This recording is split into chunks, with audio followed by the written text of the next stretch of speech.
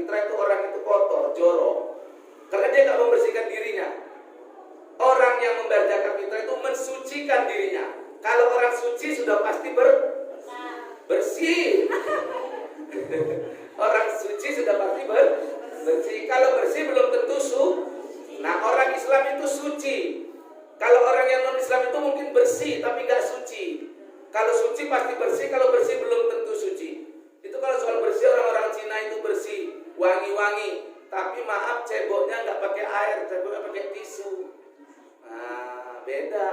Kita suci. Jangankan buang air besar, jangankan buang air kecil, disuruh istinja, disuruh cebok. Malah junub pun disuruh mandi.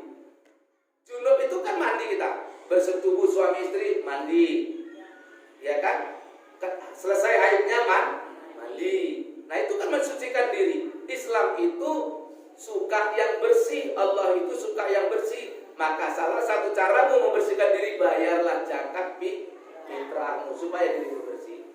Jadi kita ini berlomba-lomba untuk jadi muzaki, berlomba-lomba untuk jadi orang yang membayar zakat, bukan sebaliknya berlomba-lomba untuk mencari menerima zakat. Keliru kita. Maka kita itu innamal a'malu binniyat, segala perbuatan tergantung niatnya. Kata Allah lagi, ana inda dhanni abdi bi, aku berada dalam sangkaan hambaku. Kalau kita senantiasa berbaik sangka, maunya aku jadi orang yang membayar zakat, insya Allah seumur hidup kamu mampu membayar zakat. Tapi kalau udah kamu niatkan dalam hatimu, biar aku dapat membayar, seumur hidup kamu akan menjadi orang yang menerima zakat. Khairun nas yang paulina, sebaik-baik manusia itu orang yang bermanfaat kepada orang lain.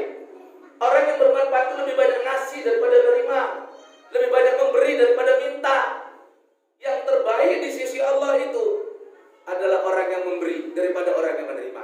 Walaupun boleh kita menerima, tetapi Allah lebih suka kepada orang yang memberi. Dalam hal zakat, jangan kita hanya bermimpi setiap tahun agar kita menerima zakat. Tidak, bermimpilah, berniatlah kamu yang hari ini, kamu yang kemarin tidak membayar zakat dan hanya berharap menerima zakat, maka rubah mimpimu, rubah keinginanmu. Allah akan merubah sesuai dengan yang kamu niatkan.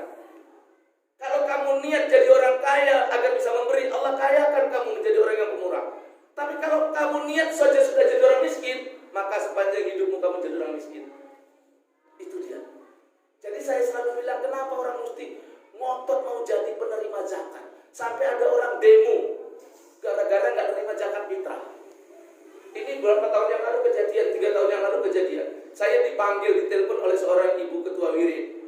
Ditelepon saya, Ustaz tolong nanti malam datang ke tempat kami. Saya nggak bisa Bu, saya ada jadwal saya gini-gini kan laris juga. Karena tiap malam ada jadwalnya. Ketawa Mas Subur itu lagi aja. Itu, ya kan? Nah, nggak bisa. Saya tanya, kenapa Bu? Ini tolong Pak Ustaz datang, ini ibu-ibu janda pada demo. Loh, ada apa ibu-ibu janda demo? Karena bertahun-tahun sudah mereka itu dapat zakat fitrah, dan tahun ini panitia zakat fitrah Badan Amil tidak lagi mau memberikan kepada janda-janda. Lah saya tahu itu kan betul amilnya. Yang pertama kan memang tidak ada dalil yang mengatakan janda wajib menerima zakat fitrah, tidak ada. Di dalam surat At-Taubah ayat 60 tidak ada. Innamas shadaqatu lil fuqara'i wal masakin, dan seterusnya itu. Sesungguhnya yang berhak menerima zakat itu orang fakir, orang miskin, mu'alaf, ya, badan amil, orang yang berhutang, gharib untuk membebaskan budak, orang yang fisabilillah dan sebagainya. 8 asnaf itu tidak ada janda. Jadi kalau janda yang selama ini diberikan itu bukan karena status jandanya, karena miskin, kebetulan janda. Jadi yang di depan itu miskinnya, bukan jandanya. Nah kalau dia janda kaya nggak berhak, nggak boleh. Yang dikasih zakat fitrah itu janda yang miskin, janda yang kaya kawinin. Janda kaya di zakat, janda kaya, janda miskin zakat. Nek rondo suge nikahin. Lah itu, jadi kita terbalik-balik. Nggak ada memang. Dan saya bilang, Bu, saya nggak bisa datang nanti malam, kebetulan saya ada jadwal. Tolonglah Ustaz. Terus saya pikir, di samping saya ada jadwal, kemudian alasan saya yang kedua,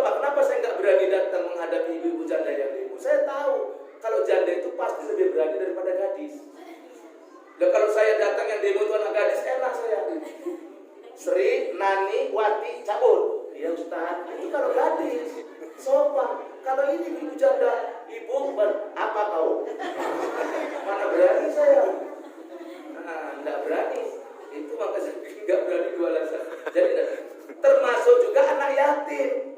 Anak yatim itu tidak berhak untuk menerima atau tidak berhak untuk mendapatkan harta zakat fitrah ataupun zakat magada hak mereka.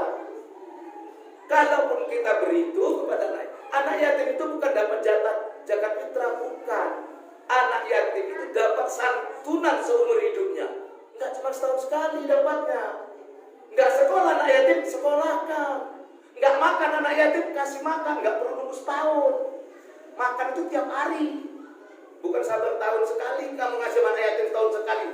365 hari itu dia makan. Bukan dikurangi 30 hari, tidak. Itu. Nah, jadi itu yang ada fakir, miskin. Bagaimana menentukan fakir, bagaimana menentukan miskin nanti yang akan datang sekali lagi.